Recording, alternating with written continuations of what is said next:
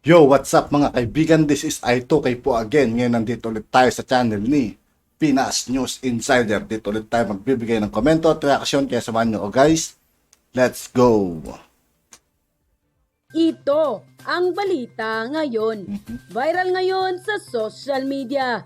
Ang di umano'y balitang na-turn over na sa Department of Justice ang kapatid ng nasawing middleman sa pagpaslang di umano ng isang kilalang broadcaster na si Percy Lapid para mailagay sa Witness Protection Program bago ito dumulog kay Senator Rapi Tulfo sa Wanted sa radyo. Ang ginang para ilahad ang mga huling habili ng kapatid bago ito nasawi.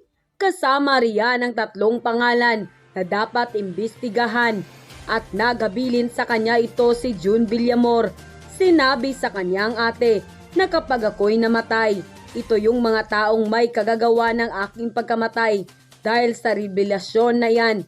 Gusto ng ate ni Villamor na maipasok siya sa Witness Protection Program, bagay na ipinangako ni Justice Secretary Boying Rimulya na makausap din siya ni Senator Tulfo. Ngayong hawak na ng otoridad ang witness, mga kabanat. Ang tanong, malalaman na kaya natin ang mastermind? Samantala, hindi naman mapigilan na magbigay ng kanyang komento at reaksyon ang isang magaling na vlogger at solid DDS supporter na si Badong Aratiles, kaugnay sa balitang ito. Panoorin ang full video. Ito po, yung kaya po gumanda, no? Sa isang banda naman po, nilinaw na po ng kapatid kasi lumabas po kanina na nag-aalanganin po, no? Ayon po sa abogado ng pamilyang Lapid o pamilyang Mabasa. Nag-aalanganin po sila na makipag-deal dito sa kapatid ng middleman dahil nanghihingi daw ng pera, no? Para po dun sa hindi po natin alam. Pero nilinaw na po 'yan ng kapatid ni Percy Lapid na ibang tulong po, no? Meron pong mga lumalapit sa kanila at nanghihingi po ng salapi kapalit ng impormasyon. Pero ito pong kapatid ng middleman, ibang tulong po yung hinihingi sa kanila. Yun po yung maiuwi yung bangkay ng middleman. At saka ganun din po, maprotektahan tong ate, no? Dahil nakita po ni Secretary Boying mismo na hindi po simpleng to, no? Hindi po ito hearsay na sinabi lang o napag-usapan lang, may ebidensya po. Ito po ay nasa mga tawagan nila at text messages.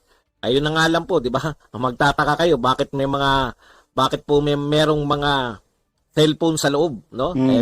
Nasa oblo po itong si middleman, no? Meron din pong testigo na kinakausap ngayon, 3 testigo na po. Maliban po dito sa kapatid ng middleman, ay may 3 testigo pa po na galing mismo sa Bilibid na nakausap. Kung di ako nagkakamali, yan yung mga huling nakausap nitong namatay na middleman. Ganun din po, no? Development din po dito po sa sinasagawang paglilitis, pag-imbestiga. May separate pong investigation yung PNP, no? Meron din po silang mga person of interest na iniimbestigahan. Gusto po nilang mabuo rin yung mga kwento, kaya gumaganda po, no? So yung mga naghihinala pa sa mga oposisyon, yung mga naghihinala pa po sa oposisyon na ito ay hindi malulutas, cool lang po kayo, no? Dahil nakikita po natin, nakakaiba po itong ginagawa nila Secretary Boying Rimulya. Talagang desidido po sila na mabigyan ng katarungan, no? Nagsalita na rin po si General Bantag. Hinggil po dun sa isa po sa maraming nagsasabi na isa raw siya sa mga binabanata ni Percy Lapid. At yung binabanat daw sa kanya, yung nakahilerang mga sasakyan, no? Mula po mismo kay kay Bantag, kay Bucor Chief Bantag. Suspended Bucor Chief Bantag.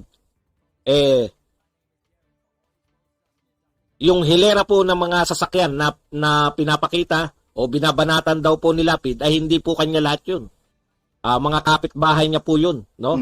Katunayan daw na nakahilera yun, ayon mismo kay Bantag sa isang panayam, dahil nga wala siyang malaking bahay. So titignan din po natin yan, no? Makikita naman po yan sa investigasyon.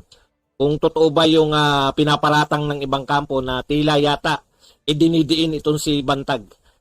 Wala po tayong magagawa kung ano po ang lalabas sa mga investigasyon. Ang maganda pa po rito, yung isa pong kritiko ng ating pamahalaan na nagngangalang si Raquel Fortun ay nakumbinsi po ni DOJ Secretary na magsagawa kasi mahilig po yan. Yan po yung mga nagsagawa po ng ng mga autopsy dito po sa mga biktima di umanin ng war on drugs.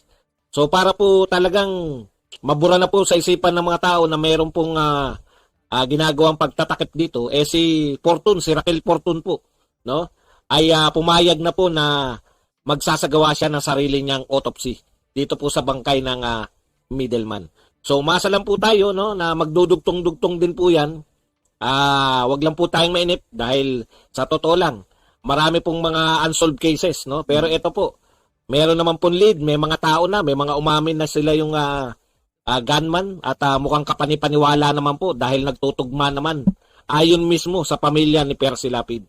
Kaya po wag po tayong mainip, matutuklasan din po nila yan ng mga otoridad. Mag-antabay lang po tayo. Yan po yung mga kaganapan dyan, yung mga latest. Ngayon, mga conspiracy theory, tsaka na po tayo mag-conspiracy. Dito po muna tayo sa mga testigo. Kung ano po muna yung sinasabi ng mga testigo. Na mahirap po yung, hindi naman po ito yung usapin na banatan lang po ng kung sino-sino, no? Ito po ay matindihang investigasyon to. Kaya po mas maganda pong antabayanan natin yung matindihang investigasyon kaysa naman magmarunong tayo. Nakatulad po ng gustong gawin ng iba na makipag-unahan na naman, hindi po tayo nakikipag-unahan. Okay na tayo na una sa balita, huli sa impormasyon. Mahuli na po tayo basta nasa tama po yung impormasyon po natin. Yan lang po yung update dyan, no? Ano pa ba? Marami po, may mga hinanakit din po si si Bucor Chief Bantag tungkol po dyan sa mga panyanyari na yan, no? Na parang siya yung dinidin, sabi nga niya, wala siyang karapatan, hindi po siya dapat magalit kay Percy Lapid kung yun po yung anggulong tinitignan nila dahil yung binibintang naman sa kanya ay walang katotohanan. Okay, punta na po tayo rito sa iba pang balita. Sa iba pa po nating gagawan ng reaksyon. Ito po, tungkol po dito sa ito po paglilinaw ni dating Health Secretary Janet Garin, no? Ang ngayon po ay Iloilo First District Representative. Kasi sinasabi po nila na bakit si PNP Chief Koskalan nabubuy ay ang tinalaga at hindi mga doktor, no? Na para bang walang gustong italagang doktor. Ito po ang sinabi ni dating Health Secretary Garin. Ang sabi niya, actually, the positions of the Secretary of Health was offered to several doctors but they declined the post. Yan po, no? Marami pong inalok na doktor. Siyempre, yung doktor na hindi inalok, katulad ni Tony Lechon, hindi po natin problema yun. Kalaban yun. Bakit mo i-appoint yung kalaban? Di ba? Okay. Kakamping yun. Bakit ka naman mag-appoint ng kakamping? Sabi po ni Garin, as far as I know, the position of Secretary of Health has been offered to many qualified individuals already. But they don't... At yun na nga mga kababayan, At yun nga po mga kaibigan, dito po nagtatapos ang ating reaction video. Muli ako si I2K ng Sultan ng Tunggalo at 811. Maraming salamat sa patuloy na pagsuporta. Yeah. Peace out.